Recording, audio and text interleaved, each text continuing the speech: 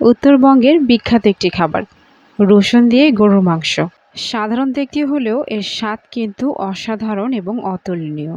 আসসালামু আলাইকুম, আমি মিম আক্তার, সবাইকে স্বাগতম জানাচ্ছি। রসুন দিয়ে মাংসের এই অসাধারণ স্বাদের রেসিপি একবার হলেও ট্রাই করার অনুরোধ রইল, অবশ্যই ভালো লাগবে। তাহলে দেরি না করে আজকের এই রান্নার প্রস্তুত প্রণালী চলো দেখে ফেলি।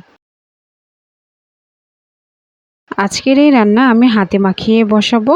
এখানে নিয়ে নিচ্ছি 1 কেজি পরিমাণ গরুর মাংস, সাথে চর্বি হাড় ছিল।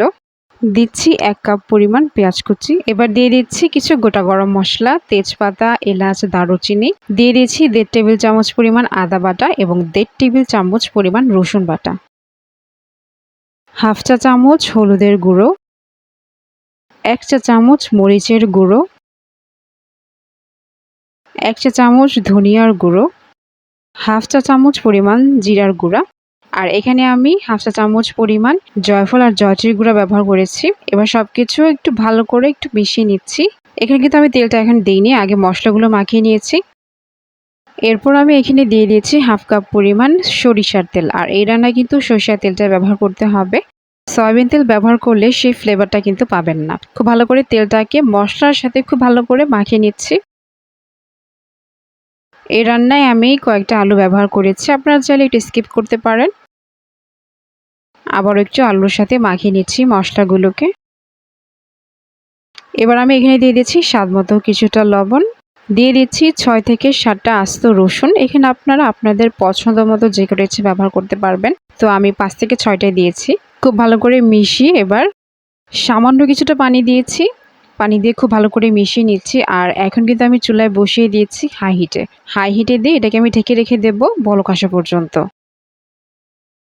বলক এসে পড়েছে, একটু নেড়ে চেড়ে দিয়ে এবার ঢাকনা দিয়ে ঢেকে মিডিয়াম আর লোয়ের মাঝামাঝি তাপমাত্রায় এটাকে আমি কষিয়ে নিচ্ছি ঘড়িয়ে ধরে আধা ঘন্টা। এই আধা ঘন্টার মাঝে আমি ঢাকনাটা খুলে একটু পরপর নাড়াচাড়া দিয়ে দিব, যাতে করে নিচে লেগে না যায়। যত সময় নিয়ে এই মাংসটাকে কষানো হবে এর স্বাদটাও কিন্তু ততটা বেড়ে যাবে। আর যখন কষানো হয়ে যাবে দেখতে পারবেন তেলটা উপরে ভেসে উঠেছে। ঘড়ি ধরে আমি আধা ঘন্টা খুব ভালো করে কষিয়ে নিয়েছি, আপনারা দেখতে পাচ্ছেন তেল ভেসে উঠেছে। এবার মাংস আর আলু সিদ্ধ করার জন্য এখানে আমি ব্যবহার করছি এই মগ ভরে 1.5 কাপ পরিমাণ পানি।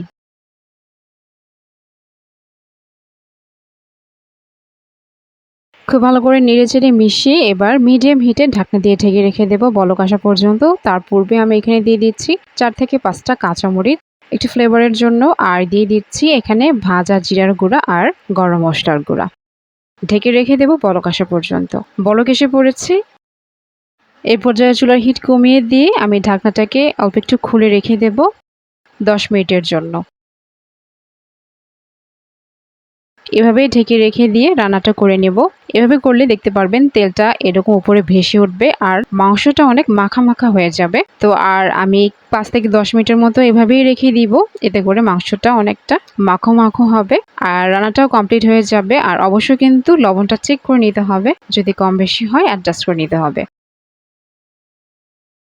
রান্নাটা কমপ্লিট হয়ে গিয়েছে, এবার পরিবেশন করে নিচ্ছি।